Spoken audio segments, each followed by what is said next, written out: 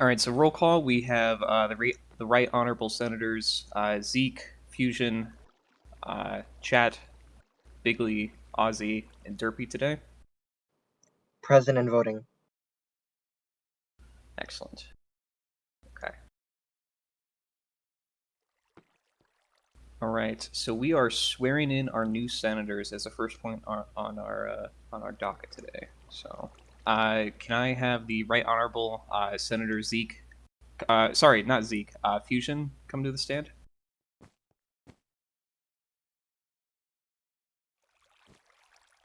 All right. In hindsight, I probably should have bookified this for you to read out, but we'll take it from here. So, just repeat after me.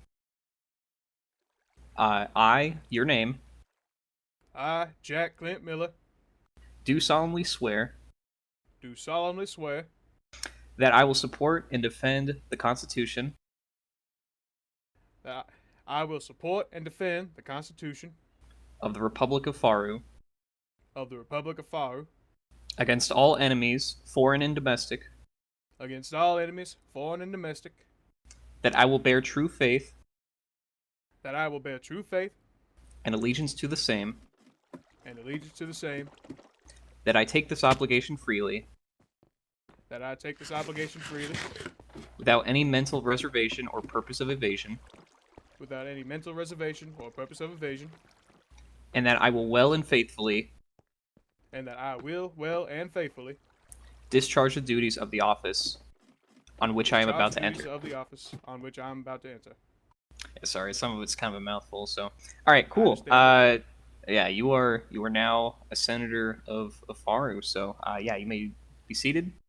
It truly is an honor. Right Honorable Senator Derpy, please come to the stand. I'll get your RP names eventually. So, all right, please repeat after me.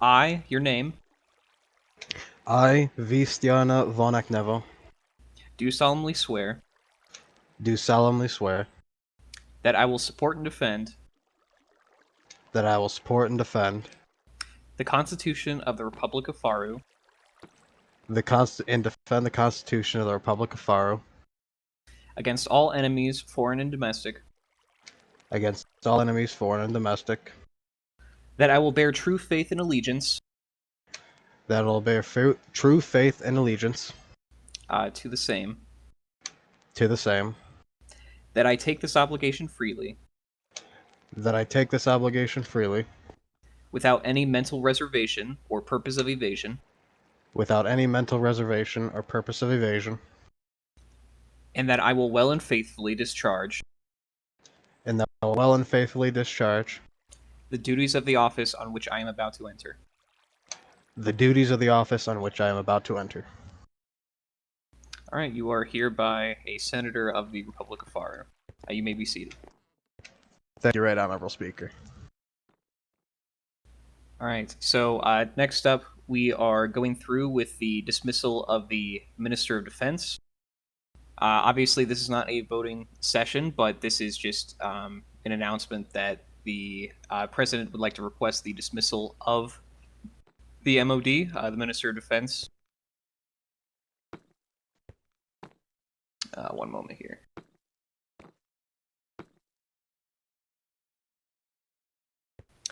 With the reason being the inability to execute necessary reforms and mild insubordination.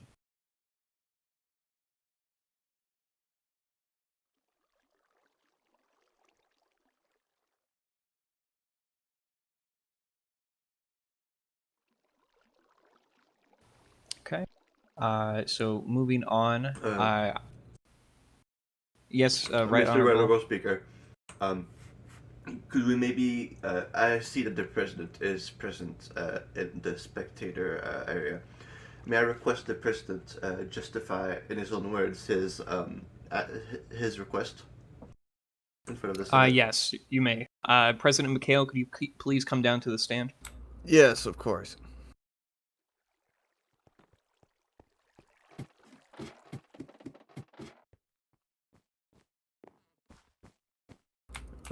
You want me to take the stand?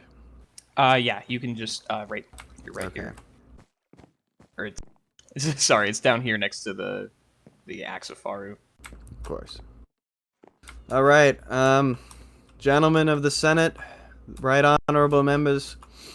First of all, I'd like to congratulate the newly elected senators from districts 4 and 5. My colleagues Milla and Aknevo. And I would appreciate the appearance of how many is this? 6 senators out of 7. 7 senators.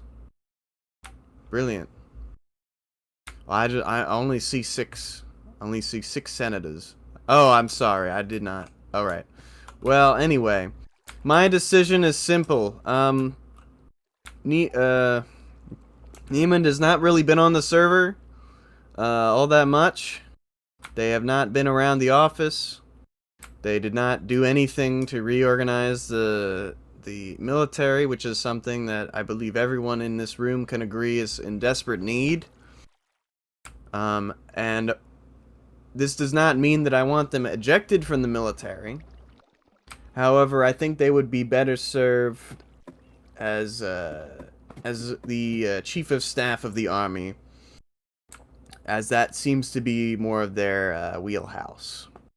As I understand, there is a bill to change membership criteria for the Ministry of Defense, among other positions. So the result of that vote will influence who actually gets appointed to that position, so I cannot disclose at this current time who exactly will be put in replacement, but there will be someone shortly. I hope that will suffice. And would you like an explanation of the insubordination, actually? Sure, yeah. Okay, so here, I gotta pull up the statement.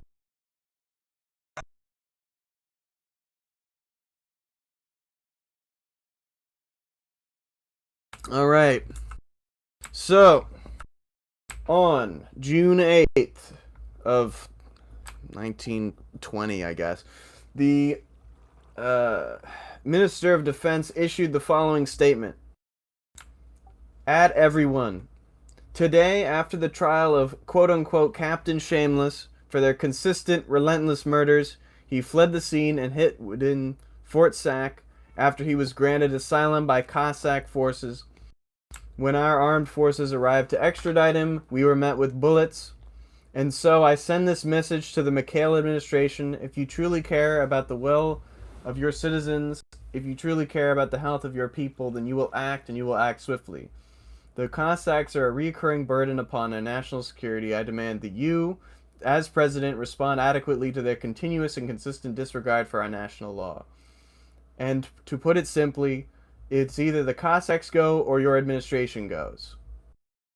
Now, this is just the first half of the statement, but I'm sure you can figure out by now that this statement, despite being essentially a policy that I would have agreed to, considering the circumstances, this is essentially the minister threatening to overthrow the government if I did not approve of this policy.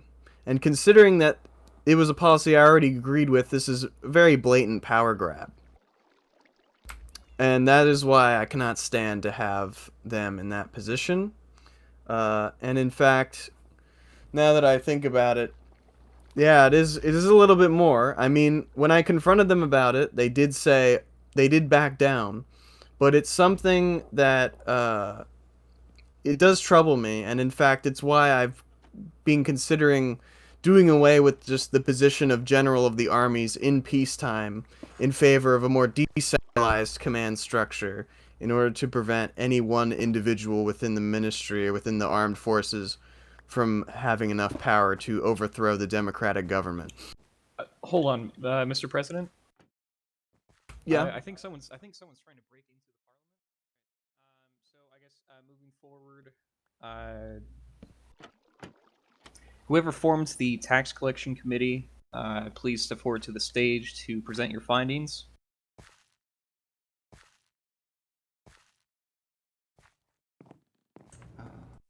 I believe the leader was the Right Honorable Senator Godfrey.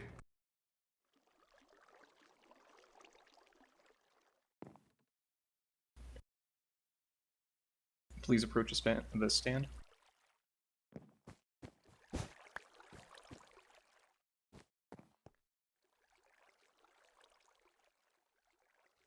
I from what I found, I think the biggest issue that lies with tax collection is finding how we will be collecting taxes.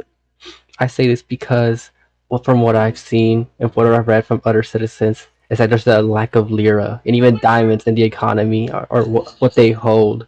So I think for now, I don't.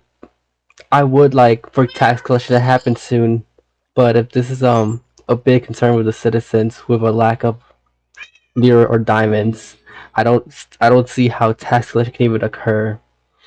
So I think for now, it would be best if we started printing more lira from the 2000s I did just print recently, and we start promoting trade in lira and in dime and start converting dimes into liras. That would also help our reserve of diamonds to increase.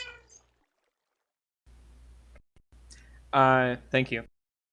So moving forward with this, I'd like to discuss the recent, I guess, lira shortage in Markarth.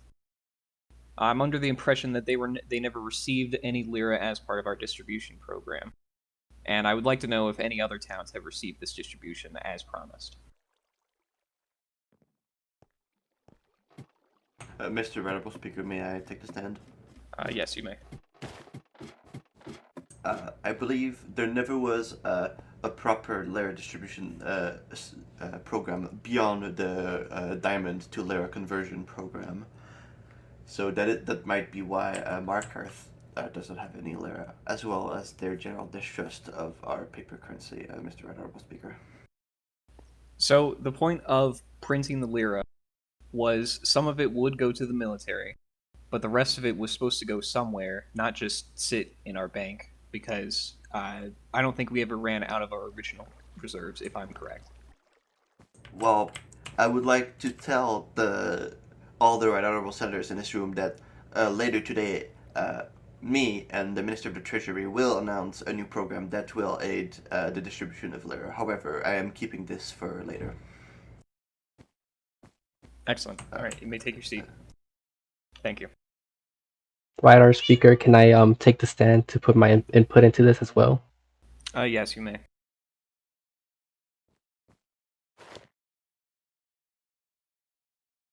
I think the biggest issue with liras at the moment, as I said earlier, is that there's having liras backed by diamonds makes it hard for citizens to choose between having liras or having diamonds to make equipment with, which is which I kind of believe is I say it's one of the biggest issues facing us, as well as just that lack of areas to have liras in, which is why I'm planning on adding more ATMs around bigger cities.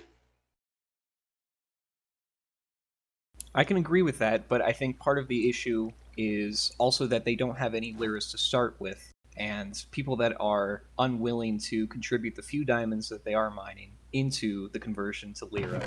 We need to provide some sort of base, I guess, influx of lira to all of these towns, or all of these people individually, if we have to give them a reason to actually use it and put it into the market.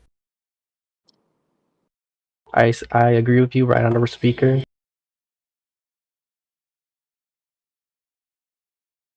Right honorable speaker, may I take the stand? Yes, you may.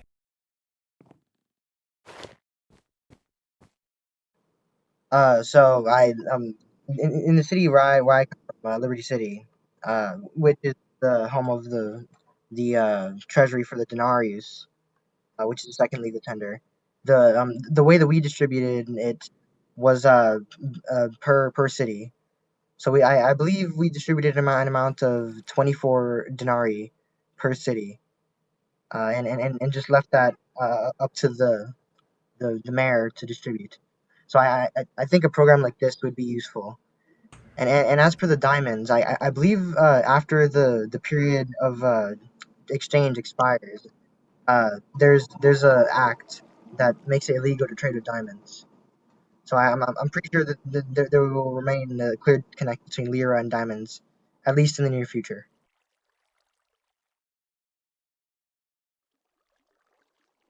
Mr. Honorable Speaker, may I take the stand? Yes, you may. I do commend the Right Honorable Zeke's hometowns, the Right Honorable Senator Zeke's hometowns initiative to spread the denarius. However, I would like to point out that it has been somewhat of a failure to put the denarius into common use, and I think we could maybe look into some of what the Liberty City Treasury has done. However, I think we shouldn't just copy them, as it has been shown that it did not work really to spread the denarius. Furthermore, I do want to say that I'm against just handing out lira to people, as it promotes laziness within our country, and reduces the capacity for free entrepreneurs to start an enterprise. I agree with The fact of the matter is that lira are not being spent because no one has any lira to begin with. So they need to have another way besides just converting their hard-earned diamonds into lira. I will later in this meeting reveal a method to spread lira. However, it must happen later after something else is discussed. Okay. All right. Right, everyone may be seated. We're going to move straight on to the findings of the Committee of National Iconography. That's me. Please push a stand. Mr. Right Honorable Speaker, the Committee for National Iconography has been delayed, unfortunately, as the senators could not find a proper meeting time to start discussing it. However, we will be continuing its operation following the next week, hopefully, and find a proper iconography for our nation and our Senate. That is all. It's important for these committees to, to present their findings in a timely manner. So, for the future, if there are no findings to be presented by the next meeting, then we'll be forced to make a motion to dissolve that committee. Moving forward, Right Honorable Senator Mound, would you please present the Swamping Prevention Act? Mr. Right Honorable Speaker, do you have the Swamping Prevention Act? Yeah, but there's nothing written in it. Yes, there is. Oh, sorry, I was thinking of the Shut Down the DLA. I mixed them up. But yeah. Doesn't that one also have something written in it? Let me see. It just says Shut Down the DLA. Oh yeah, that's the whole act. Yeah, yeah. All right, honorable senators. So I have before you a bill that will revolutionize the Senate and strengthen our positions as senator and help greatly the people of Farun. Recently, there has been some private citizens that have taken the liberty to submit bills on their own to the Senate, which I am personally morally opposed to, as if we just let anyone submit bills to the Senate, we could easily end up in a situation where we have thousands and thousands of bills to discuss with a huge backlog and never have the time to actually discuss important issues, because we're going to have, pardon my language, we would have stupid get things done acts and such that it would be submitted by citizens. It is our duty as senators to represent our constituencies, and it is not their and it is for that reason that they should submit the bills to us first, for us to consider and submit if we find them agreeable to the will of the people. So, without further ado, I will be reading the bill before the Senate. 1. Establishes that only senators and the president may submit bills to the Senate. 2.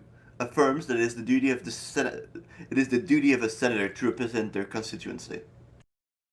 As you can see, with Article 2 of that law, there would be no concern that senators wouldn't represent the constituency because it would legally establish that it is our duty as senators, which it is, to represent our constituencies. That is all. Thank you. You can stay up at the stand to discuss the shutting down of the DLA Act. Well, maybe, Mr. Honorable Speaker, maybe some of the senators will have comments on this bill or the such. Fair enough. Does anyone have any thoughts on the Swamping Prevention Act that they'd like to speak on?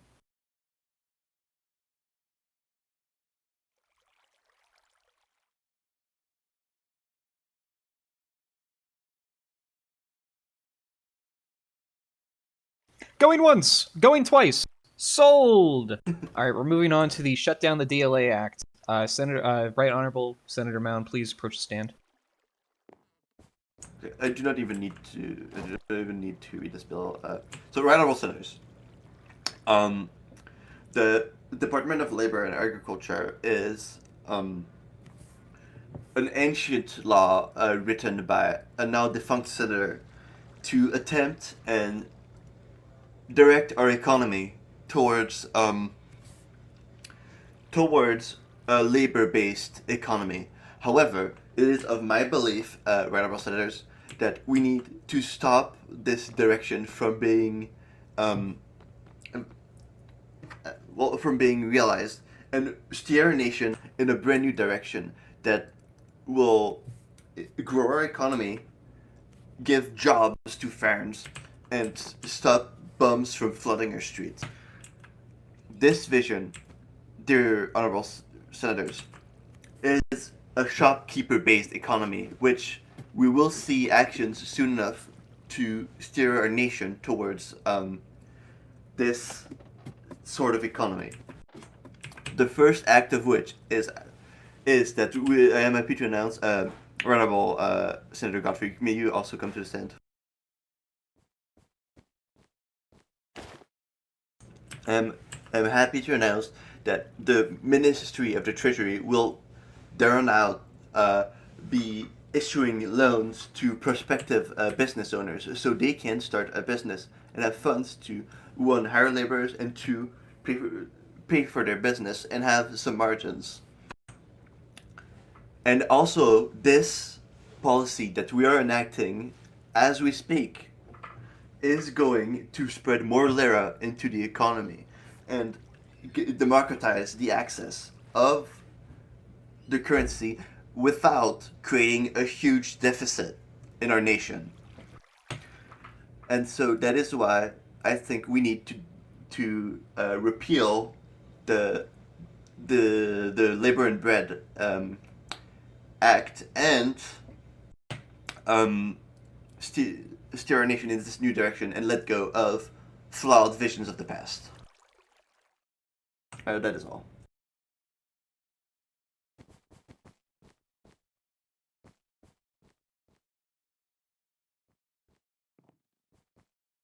Thank you.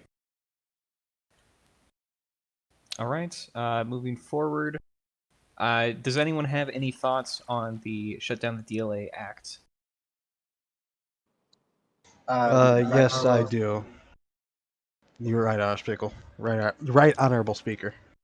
Right Honorable Senator Vi, please come to the stand. Or is it V, you said? Yes, V. V. Thank you.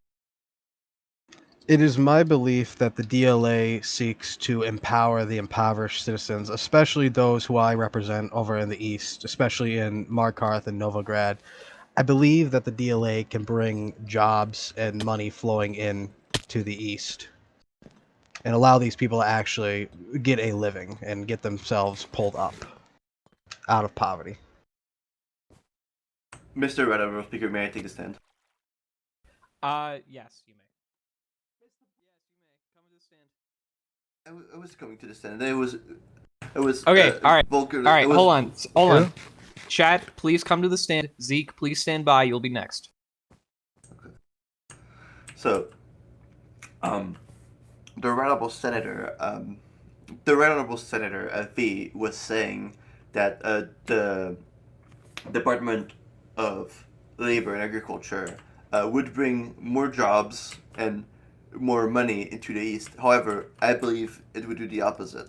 All the DLA does is subsidize bums and let them do lazy jobs and not have any entrepreneurial spirit, which keeps regions poor. We don't need to subsidize regions and like lift them out of poverty. We need to enable. We need to enable the people of Faru to become entrepreneurs, to become shopkeepers, and to enrich the regions on their own by their own merits. And this is why, again, we are launching a loans program with the Ministry of the Treasury. Right Honorable Senator Moen, I beg to disagree. Have you seen the recent comings up in Markarth and in the East? I This do is not. believe... We're not having this argument right now. Zeke, please approach the stand. We Please can't have follow this proper argument. Senate procedure. Zeke, please present your argument before the Senate. Yeah. So I was my point of view is that the bill that Right Honorable Senator Chat is presenting it isn't it doesn't necessitate the dissolution of the DLA. I think that they're both mutually, they don't have to be mutually exclusive. The two bills can coexist. The two acts can coexist. My apologies. Yes, I would like to note that the loans program is not a bill; it's just an executive action from the Ministry of the Treasury. Well, I believe that the DLA and the loans program can coexist, and they would do more. They would do more good together than apart. Well, I believe that it should be liquidated and the workers compensated for wasting their time. However, it's just what I believe. Compensated. Wouldn't that be like giving free handouts, like what you were just arguing against earlier? No, it is not. Compensation is not a handout. Compensation is compensation for lost time working in in an impossible program. Right. So, what do you take issue with specifically in terms of the DLA? You just mentioned that that they attempt to lift towns out of. The DLA does not lift towns out of poverty. It is a drain upon state resources, giving us a massive deficit so we can subsidize wages for random farms who can't find jobs. And I think they should make their own jobs instead of begging the state for work. So you don't think that the DLA can have any positive effects on the people of Faru? Honorable Senator Zeke, I am the one who runs the DLA, and I am telling you that is a program that is impossible to succeed as it stands. All right. Nothing further.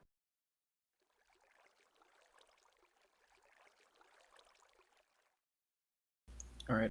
I believe the Vi, Honorable V, yeah. if you'd like to follow Senate procedure, you may approach the stand, but please remember next time to ask before approaching the stand or engaging in discussion. Thank you. Of course, Right Honorable Speaker. Right Honorable Senator Moen, if I may, I disagree with the statement that the DLA does not serve to benefit the foreign people. I believe that the DLA could bring many jobs and physical resources to the East, especially in Markarth. These people over there, they are not lazy as you claim that they would be. Rather, I think these people would benefit greatly from the increased resource availability to them provided by the DLA. Well, Honorable Senator V, I disagree. I think the DLA expansion into the east would only work to shackle the entrepreneurial spirit of the East and prevent them from forming a healthy economy. They would instead just become dependent on the state to get money instead of pulling themselves up by their own bootstraps.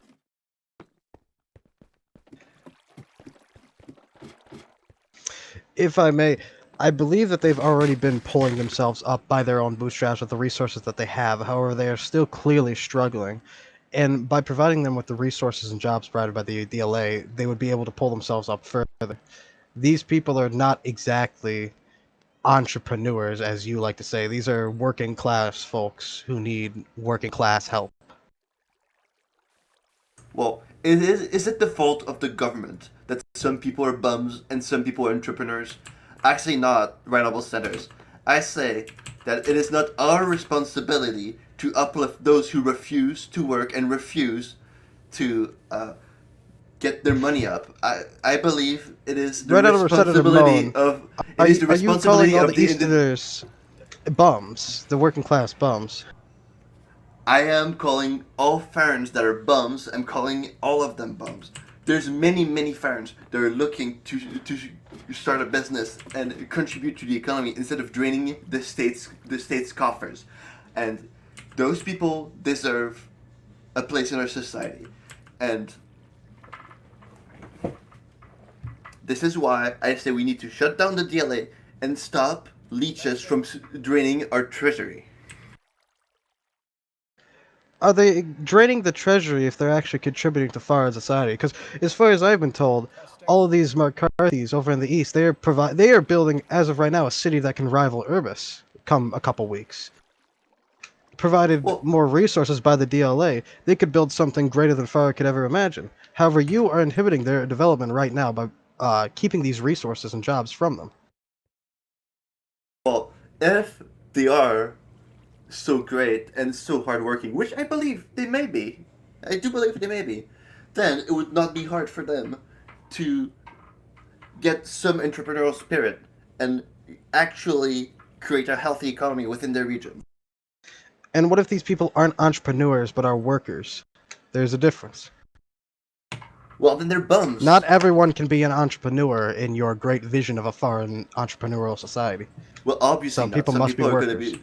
Some people are going to be laborers, but they're going to be able to be laborers through the head of the free market, and not through sucking on the tit of the state. Can you hear me? Yes. We can hear you, Frosh. Okay, may I? Do you want to approach a stand? Yes. Yes, you may.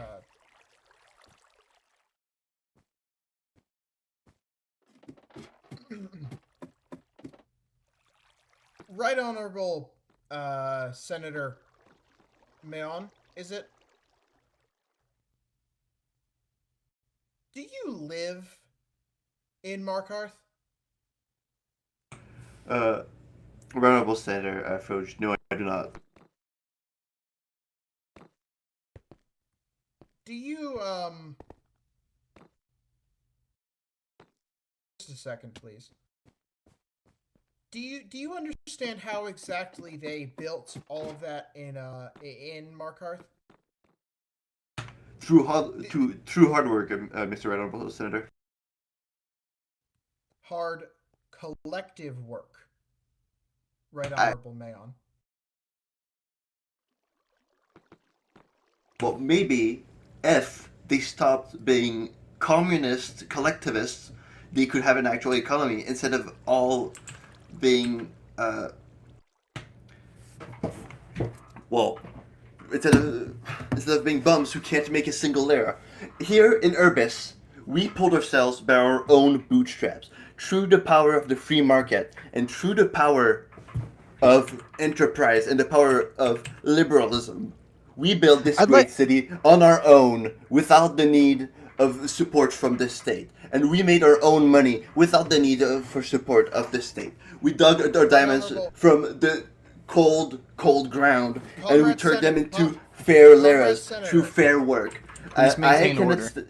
I cannot stand people who can't work for themselves and accept that we live in a savage world. And the free market is what rules us all. And if you can't participate in the free market and decide to remain a bum, then fucking womp womp, Mr. Honorable Senator. If you can't make a living, then maybe you should starve. I don't care. Like, work Mr. for your living, is what I have to say. Mr. Right Honorable Senator Mayon, are the good people of Markarth hard workers who pull themselves up their bootstraps, as you said earlier, or are they bums who suckle off the teat of the government? Which is it? Well, currently they're not sucking off the tit of the government, thankfully, and I do believe that Markarth was built through hard work, and I respect that. Markarth is a beautiful city. I've been to Markarth. It's a beautiful city and it's being constructed, and hopefully it can be integrated into the free market soon enough. But if we enslave the Markarthans with state labor, we remove their ability to work freely with the DLA. They will never be independent, and they will be slaves to Right the Honorable state Senator forever. Mallon, they are not enslaved in the DLA. They have the choice to work in the DLA. This is an opportunity provided to them. This is not forced. Mr. Right Honorable Speaker, the Right Honorable Premier, as requested to come to the Senate. Right Honorable Bigley, is this related to the discussion that's currently being had? Yes. All right, yeah, you may approach the stand. I've heard, from various people saying this, the work of the president right now in doing what the Minister of Defense should have been doing in reorganizing the army. I've heard the president has been saying that the troops should be doing, these kind of public work. It's a possibility, if I may say. Right Honorable Senators, I do believe that is a fair alternative to the DLA because the military are not just people who are enslaved to the state's labor apparatus, but rather hardworking people who work to defend our nation every day. And I respect our troops, and I love them, and I love our nation, and I think this is the best alternative possible. And also, they may not always need to do their traditional duties, and so they can do a little bit of work, perhaps building a railroad or a government building, stuff like this. But what if they do have to do their duty to the Republic? Wouldn't it inhibit them in that case? Then the progression of the work might slow down a bit, but, crime in our nation seems to only spike it is only spikes rather than a continued problem. Yeah, I agree with the fact that crime is spiking. I mean, just yesterday, my vessel was stolen by a wanted criminal, and if we have the army tied up simple labor duties like building railroads and such all the time, then their duty to the Republic to limit the amount of crime being done would be restricted. Perhaps, and that would have to be dealt with in. I'm sure we can figure out a way for the troops to do their job and also protect our nation at the same time. Perhaps only a section of the army, would be doing this extra public works. Hear, hear.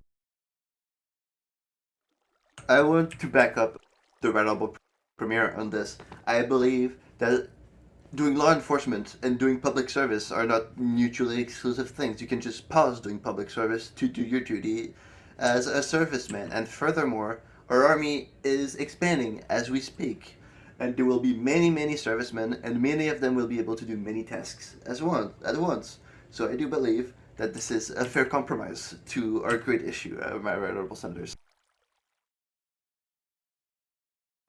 but wouldn't it be also be helpful to have certain people who want to be laborers do their jobs and make money off of it? Well, if people do want to be laborers and get paid, why don't they just work for a private enterprise? There's plenty of construction companies in Infaru that are always hiring. The Right Honorable Speaker, Novak, has a construction company that is hiring labor often. This is true.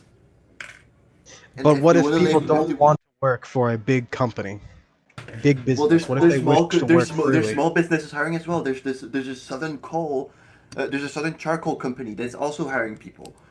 What if they people wish to work collectively without a boss overhead? But I don't care if then they can make their own collective business. I don't care. But if they want to work, they need to do it for the free market or for the military. It's pretty simple.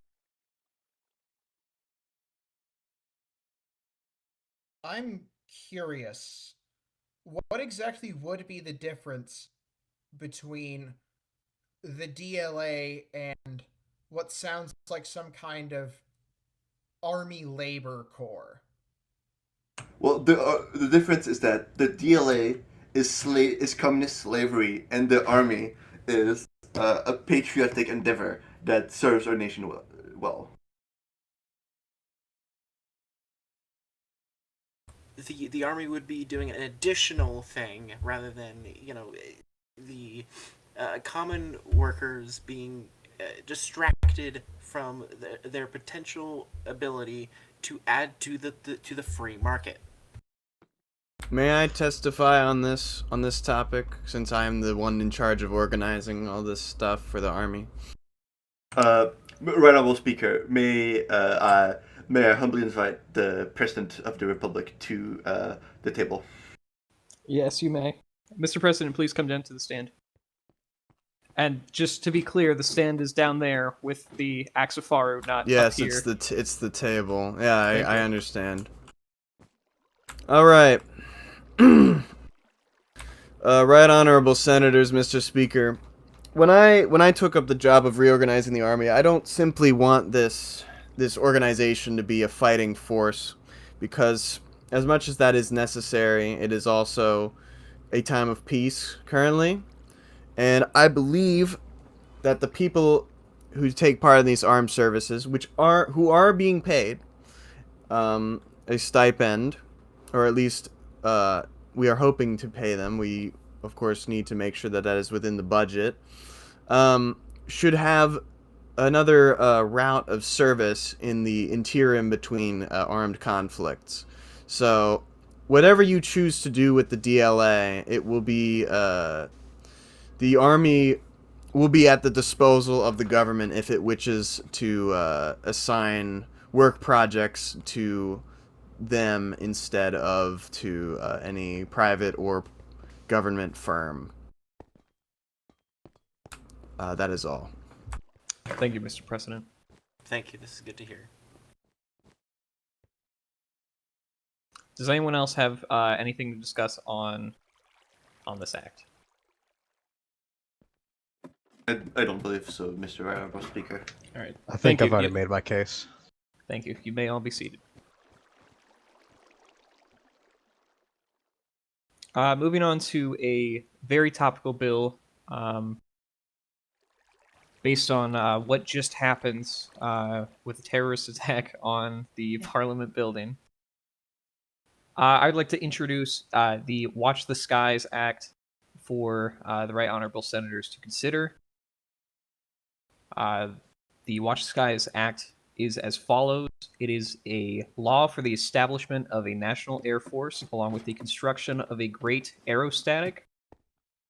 Number one, it establishes the Foreign Air Force, also known as the FAF. It mandates that the Minister of Defense is responsible for allocating funding for, providing a general for, and organizing the hierarchy of the FAF in a timely manner. It mandates that either the Minister of Defense or the General of the FAF must begin construction of a great aerostatic for use in military conflict. And as terminology, a great aerostatic would just be a large Zeppelin. Mandates the construction of a landing strip in every foreign town that is at least the length and width of a great aerostatic. If a great aerostatic is already constructed, sufficient auxiliary aircraft must be constructed to support the great aerostatic at the discretion of the Minister of Defense and appointed general. The Foreign Air Force must also have its own flag. The flag may sport the national colors, but the insignia is up to the discretion of the Minister of Defense. The flag will be featured on all Foreign Air Force vehicles and buildings, either in banner form, block form, or map form. Number 2, it establishes the requirements for a great aerostatic. A great aerostatic must fulfill the basic requirements of a movecraft Zeppelin, as well as possessing at least 3 broadside cannons on each side, port and starboard, 6 underbelly cannons to fire upon entrenchments, and 1 hangar to allow auxiliary aircraft to enter and exit. The great aerostatic should be manned by no less than 2 persons, and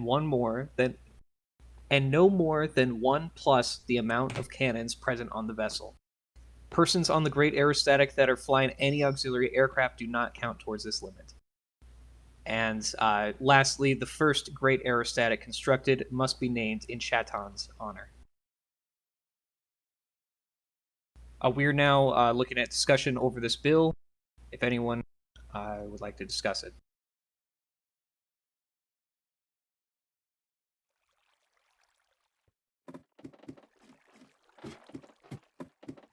Sounds very... Mr. Venerable Speaker, may I take the stand? Yes, you may.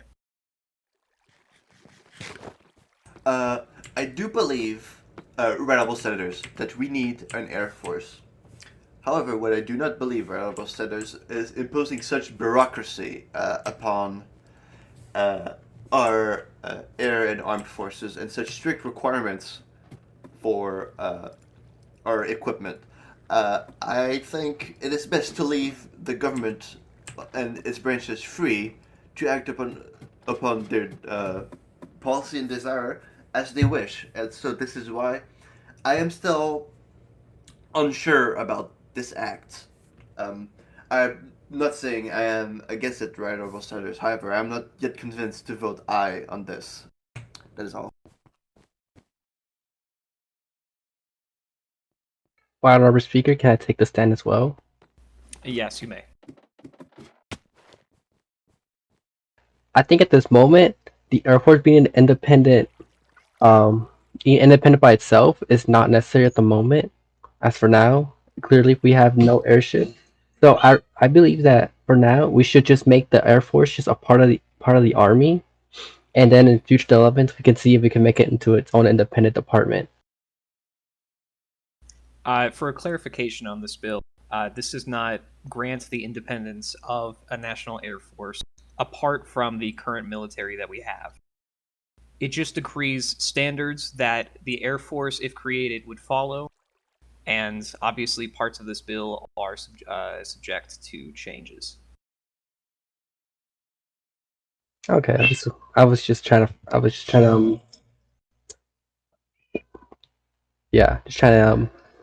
what my opinion on the bill is.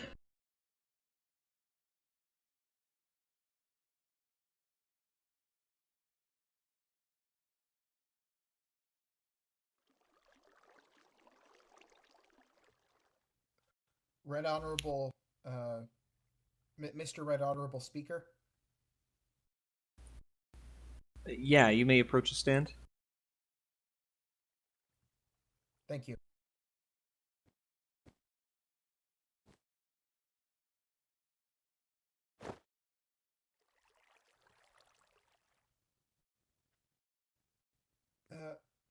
May I ask, what's wrong with standardization?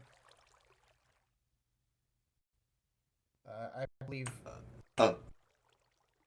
Mr. Venerable Speaker, this is a question directed at me. May I take this stand? Yes, you may. Right Honorable Senator, I believe in the principle of freedom, and I believe that freedom is one of the most essential components of a republic, and I believe that the government deserves freedom as well, and the freedom to be able to design its apparatus as it wills, I think it's important. Again, I am not necessarily against this act. However, I'm not necessarily for it either, as I have not heard any convincing arguments for or against it.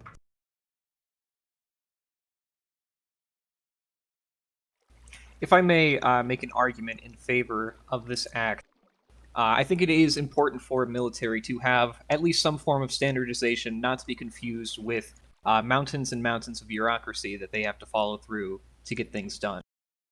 This bill is to, I guess, provide a baseline for an Air Force to follow and be created when we desperately need one, as we've seen by the attacks on Parliament by a random terrorist that we don't even know anything about their capabilities. The fact that they were able to do this on their own means that we need to kind of kick it in the gear as a government and provide some means to do that. This provides, the absolute baseline that one would need to get a working Air Force. It's by no means an end, and it's by no means, the whole deal. So.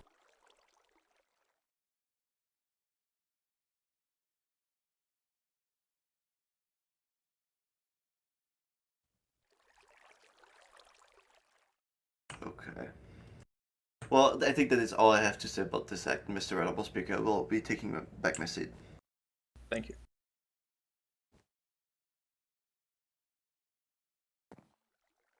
Froge, do you have anything else to add? May I have a moment? Yes, you may. Just to collect myself. Yes, you may.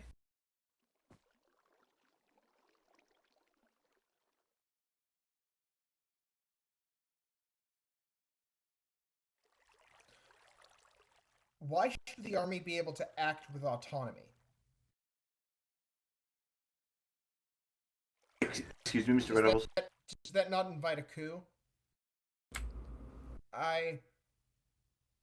Who is this question directed to? It's a rhetorical question.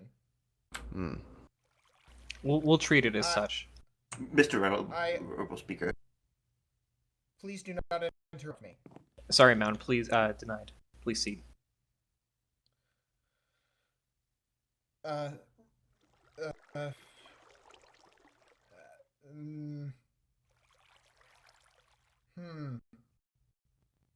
Mr. Right Honorable Speaker Mound, you talk a lot about freedom, right?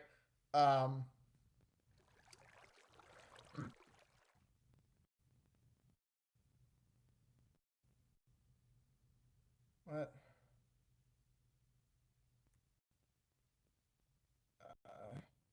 Why does what?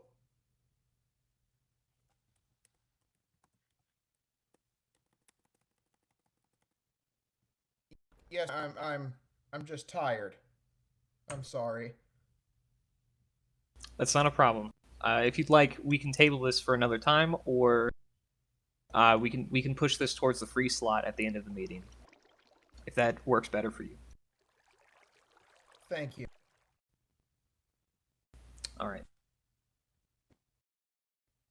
If no one else has any comments on this bill, we're going to move on to the next point on the docket.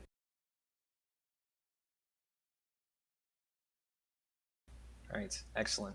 So we're moving on to a bill that was recently submitted. Oh, okay, we may have a problem with this one, actually. All right, I apologize. Due to a bookkeeping error, we've actually lost one of the bills that was to be presented tonight. The bill was submitted by a senator that is not here today. It was not submitted by a senator at all, actually. So that's we can't really read it out today. So might I ask what bill was that? The bill was the Eastern Initiative, submitted by GDTS.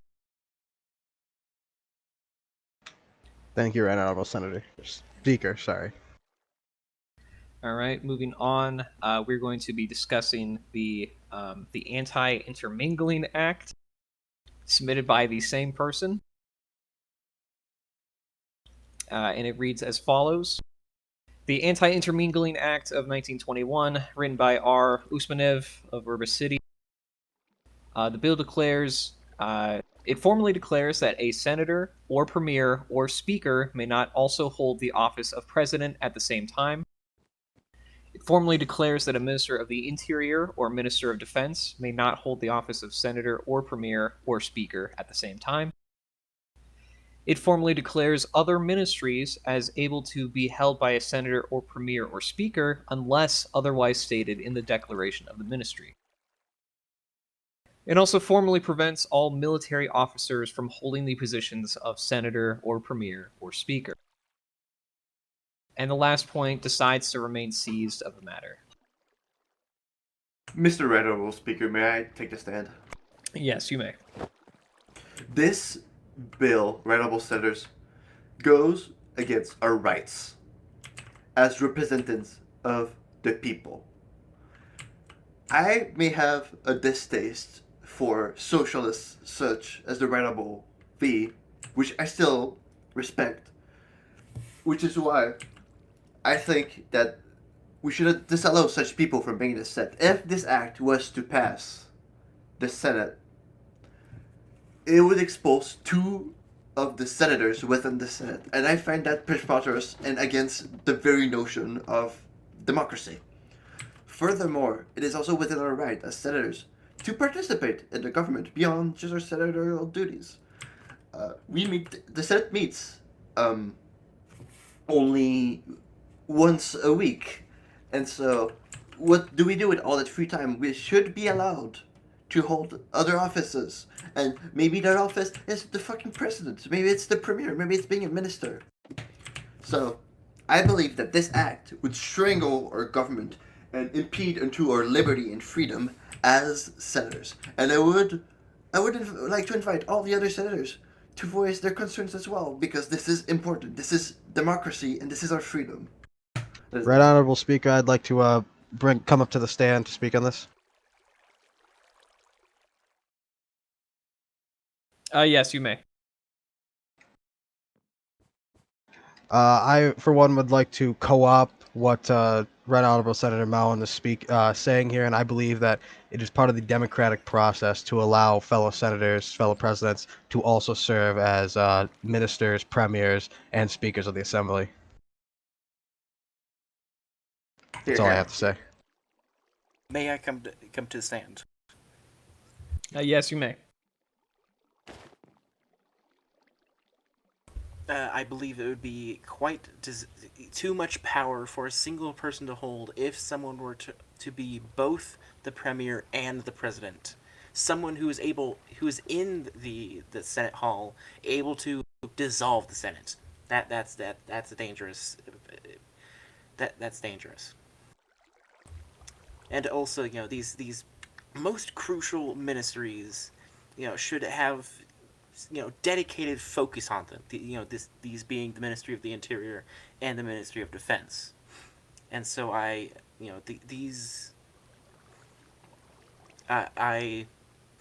support this bill. That is all. Honorable Senators, I will beg of you all to strike down this bill in tomorrow's voting meeting. I do believe there might be some principles in such a law that could be applied in a different bill, but simply revising this bill would never be enough. We would just be removing 90% of the bill for it to be acceptable to our liberties and our freedoms as senators. And so I say that we just strike down this bill and write a new one. That is all. If anyone would like to provide modifications to this bill, please step forward and provide them, or propose changes to this bill.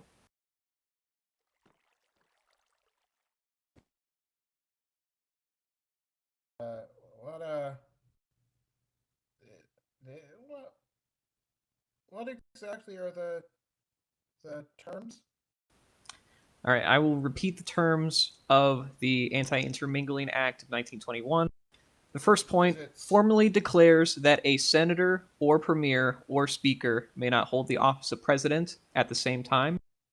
It also declares that a Minister of the Interior or Minister of Defense may not hold the office of Senator or Premier or Speaker at the same time.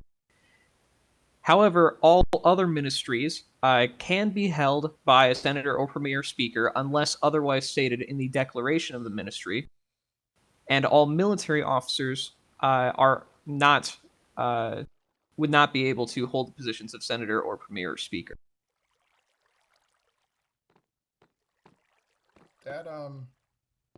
That seems to me.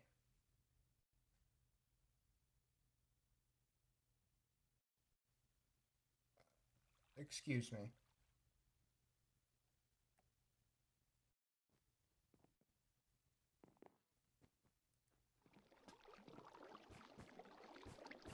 Mr. Senator, you okay?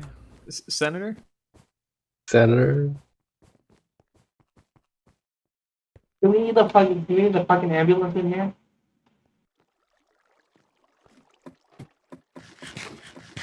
Alright, are you doing alright?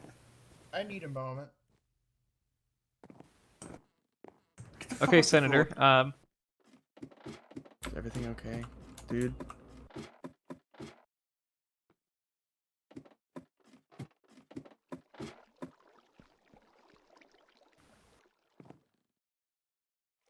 All right. We're going to be moving on. If there are no other comments on this act, we're going to move on here. It appears the senator is having some health issues.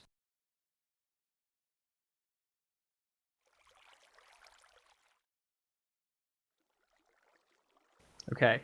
So moving on, would any senators? Excuse me. Excuse me. Yes. Senator Froge. I'm sorry. What I meant to say was, that I personally am in favor of exclusive positions to a certain extent, and I see no problem with the bill. Thank you very much. Thank you, Senator Froge. You may be seated. Again, I would like to remind the Honorable Senators that this bill would literally... Excuse me. Please be seated. You weren't granted permission to speak. Thank you. Mr. Honorable Can Speaker, may I speak?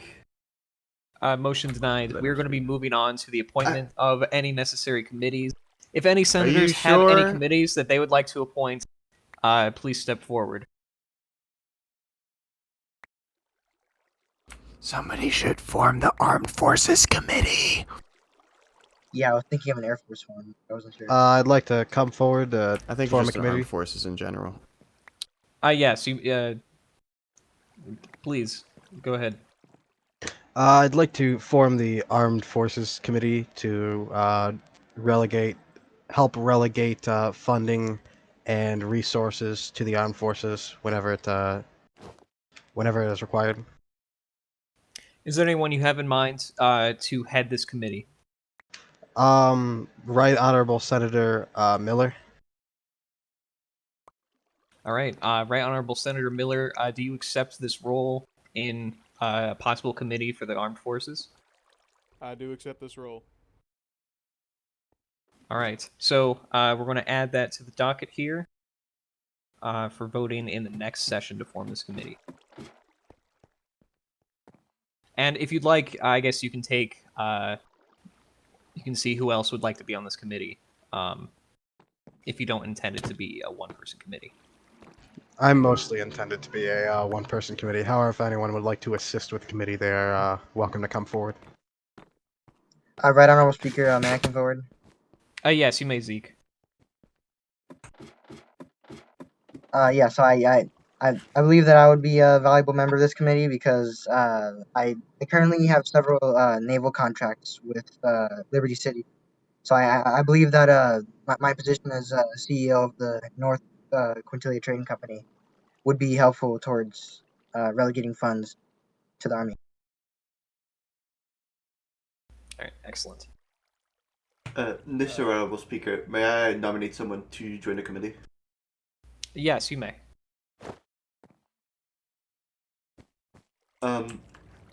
I would like to nominate the Honorable Senator and Minister of the Treasury, Godfrey, to be part of this committee, as it seems his expertise as the Minister of the Treasury would be relevant to such a committee, which is dedicated to relegating resources to the military.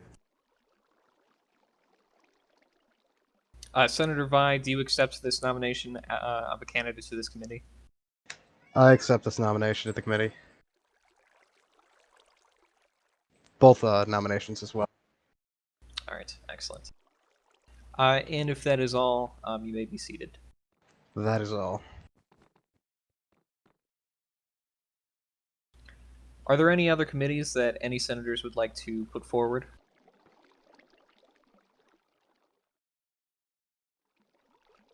Going once, going twice. Wait, I'm thinking, Mr. Honorable Speaker.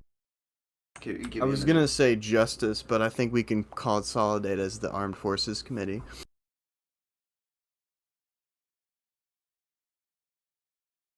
Oh, dude. Wait, hold on.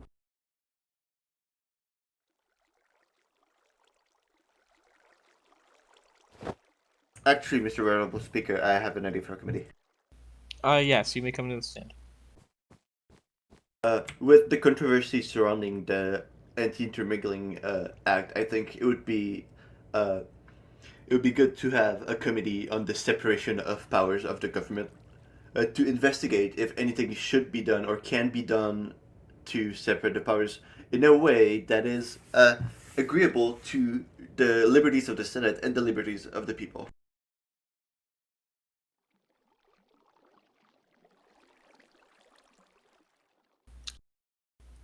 Thank you. Do you have anyone in mind that you would like to appoint as the head of this committee? I could lead this committee, however, I believe the Premier would be better fit. The Right Honorable Premier. The Right Honorable Bigley, yeah, please approach the stand. I'm not sure that this committee needs to exist because the bill already exists, and I see no issue with the bill. Well, Besides, perhaps, isn't there a part of it that says you cannot be part of the military and a senator? That is correct. That I do have an issue with. Furthermore, I do believe that bill would require to be a full amendment to the Constitution if we're being realistic.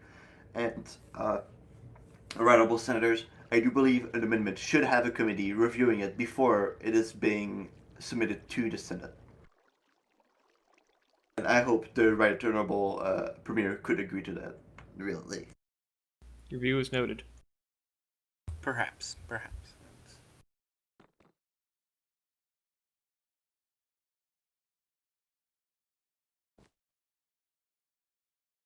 Moving forward, who would like to head this separation of powers committee?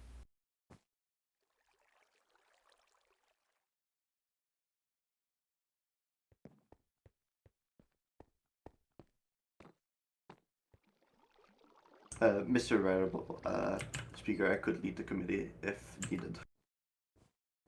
All right, at this time, the Right Honorable Senator Mound will be heading the separation of powers committee.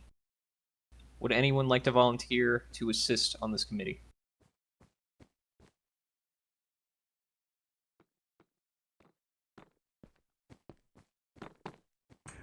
I do believe, honorable senators, that there should be one of the two military senators in this committee, as well as one senator that is in support of the bill as it stands,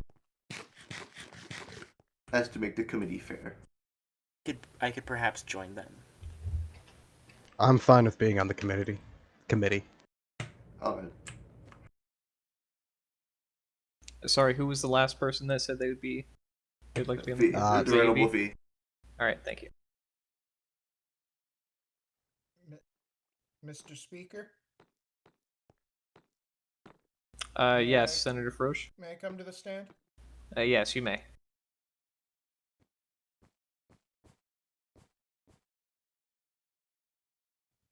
I'd like to propose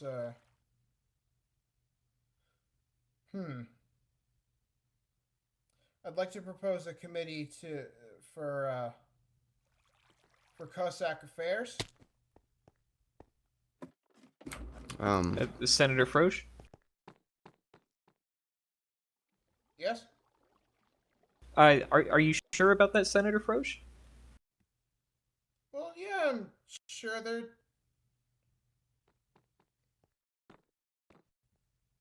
going. What about what happened in I'm sorry. I'll go sit down. I'm sorry. Do you mind escorting the Right Honorable Senator Froge out of the Senate hearing? Mr. Venerable Speaker, do you have the power to suspend a member of the Senate? Yes, I do. You know, man, I believe there was a Venerable talk a Premier. but you don't have a whole It lot to appears say. to be impeding the meeting as it stands, and we are near the end anyways. But it appears their poor health is maybe affecting their judgment.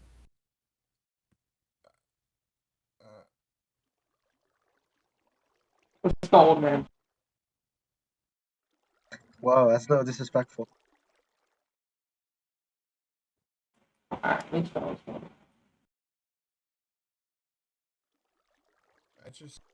All right. I need to sit down. I think. Hold me. Right, should I be to your office or we are go to my house? moving forward to the free slots. I think I'd like to go to my office. If there's any senators that would like to submit a bill, now would be the time.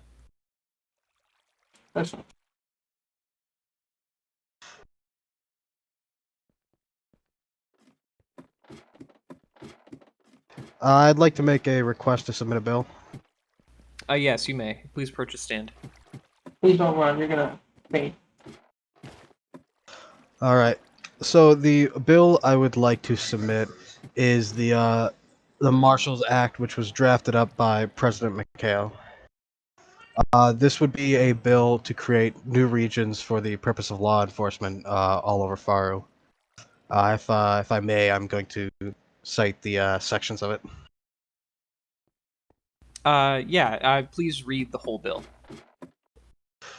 Section 1 of the Marshals Act would be the nation will be divided into 3 to 5 geographic regions for the purposes of this bill. This division could be conducted by the MoD once the bill is passed, and all regions should be approximately equal in size. Second section, each region will be assigned a marshal in charge of keeping the peace and resolving local disputes. Third section, the marshals will be appointed to the terms of 8 weeks by the Minister of Defense with approval from the President.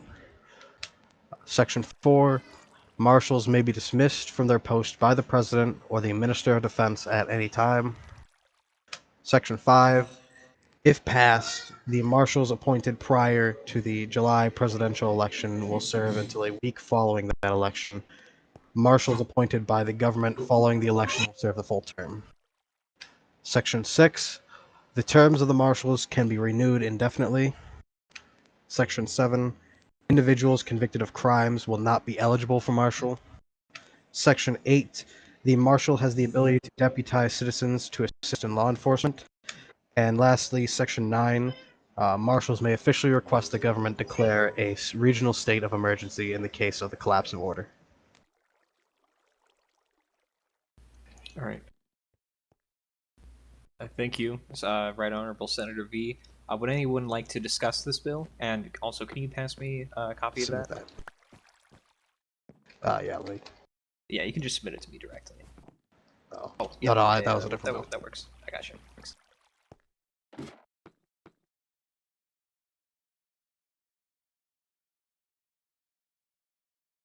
May I speak? Yes, you may. Please approach the stand. This Marshall's bill, I'm not sure if it's fully needed to be a bill. Like, I think it can be done to an extent, just under the basic responsibilities of the Minister of Defense, right? I don't think there necessarily needs to be this new position of marshal, but the Army and the Minister of Defense can, by themselves, internally break up the nation into three, and deploy certain people to those regions. Right Honorable Speaker, if I may comment on this. Mr. Right Honorable Senator V, you may.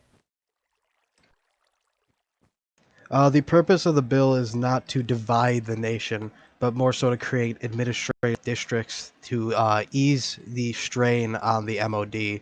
That way, there is a regional defense force in each place to respond at a moment's notice. Essentially, it's the formation of sort of Minutemen chapters within each part of the nation to respond to their local crimes and whatever might Yes, I need them. understood that. I wasn't, didn't believe otherwise. I'm just saying that I'm not sure that this needs to be done through the creation of a role of marshals. It could be done through what the Minister of Defense in general can already do. They can appoint different, they can place different people in regions that is drawn internally. Right? It doesn't necessarily need to be done through this bill. Mr. Honorable Speaker, may I take the stance well? Yes, you may.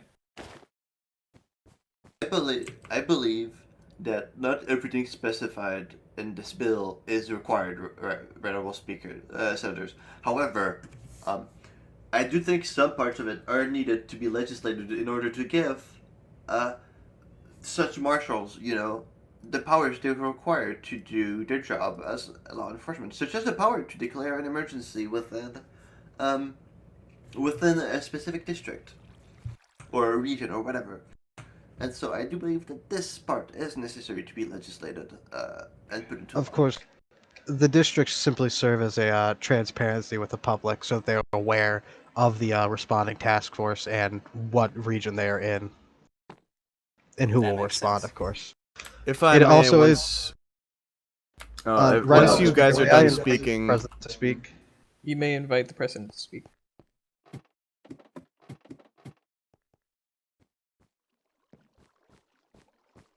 so the main purpose of this act when I wrote it, and please, I do hope that we can have a committee formed to discuss this further, because it is a very rough bill. But the general gist is that we do need a delegation of law enforcement. This isn't about dividing the nation. This is just about the delegation of law enforcement, because as we've seen in Novgorod in recent times, these areas have fallen into anarchy incredibly quickly, and the government response, while as swift as it has not been swift enough. We have indictments, but people are still at large. Nobody really knows what's going on over there. And the point of these marshals or rangers or whatever you would like to call them is to essentially be these investigators, to have the authority to take matters into their own hands if needs be. And that is all. What's that? Mr. President, I do believe as well having investigators with defined investigative powers would be useful for this nation, because as we have seen, there's been some legal cases recently surrounding such issues, and I do believe that having more clear bounds would help our nation greatly. Mm-hmm.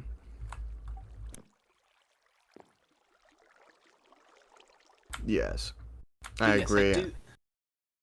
I do see the great qualities in ensuring these having these districts, the increased response time would be good. I'm just not sure that it needs to be done through a system of new marshals. Mr. Honorable Speaker, motion to move this bill to be discussed further during the next Senate session. Yes, you may. So, we're going to be Do we holding a have, motion. Go yeah. ahead. So are we going to vote on the motion, or? Yes, yeah, we're going to vote on the motion. So motion to table this bill until the next Senate discussion meeting. Aye. Aye. Aye. Aye. Aye. I believe Zeke said aye. Alright. All right. All ayes. So we will be tabling this until the next Senate discussion meeting. All right, I shall retire back to my spectator booth. Thank you, gentlemen. All right. Motion to adjourn. Miller, you had something? Miller, do you have a right honorable Senator Miller? Do you have a bill to present? Not at this time. Excellent. If there's nothing else, we will hold a motion to adjourn. Aye. Aye. Aye. Aye. Aye. Aye. This meeting is hereby adjourned. Yep, yep, hooray.